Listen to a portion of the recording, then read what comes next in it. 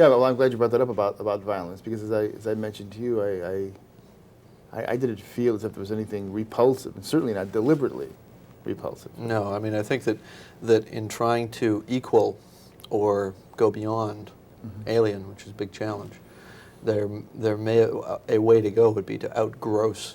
I don't mean financially, but to outgross out the first movie, and that would have been a very bad way to go, I think, because that film pushed the limit of what I think people could stand, other than the sort of narrow audience that really demands, you know, hardcore gore or splatter, I guess they call it now. Well, it seemed to me you were not to outgross; you were out to outscare, maybe.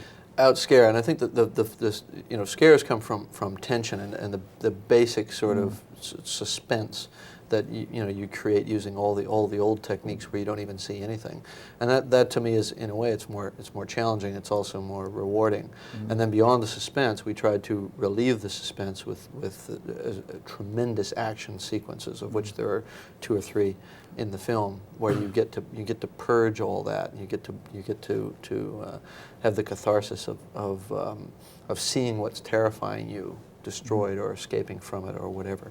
You know, I kept on thinking of Poe. I mean, it's very simple and elemental, but maybe the truth that the creation of the single effect.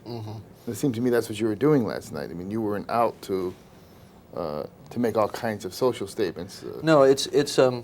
I mean, the film works on a number of different levels, but they're all entertainment levels. They're not social resonances, really, other than maybe sort of, you know, the Burke character with a slight comment. But it's a very superficial comment in a way. It really just functions dramatically within the story. We were just trying to tell a good story. Now, to tell a good story can be a very complex thing. You know, in terms of making characters that work and interweave and that work at different levels, and dialogue that pays off at the end of the film, that's set up at the beginning, and that sort of thing, and to make it really satisfying.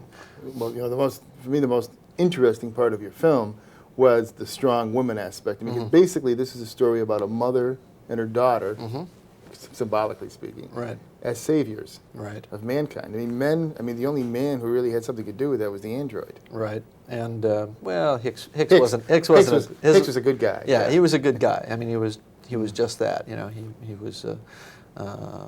I mean, you feel as a guy watching, you feel good about him because he's not a superhero or whatever.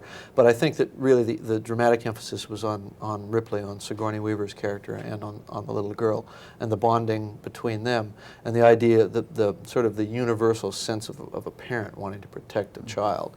That's something that just hits you in the gut. Maybe a little too strong. The thing I was worried about is that it might affect some people negatively. But I think it's, well, you know, the child-in-jeopardy sort of argument. But I think that it can be done in such a way that you know ultimately it's going to be all right, and that it's a positive emotion that we're trying to show, not a negative one. That we're not trying to get a cheap scare out of scaring a little kid.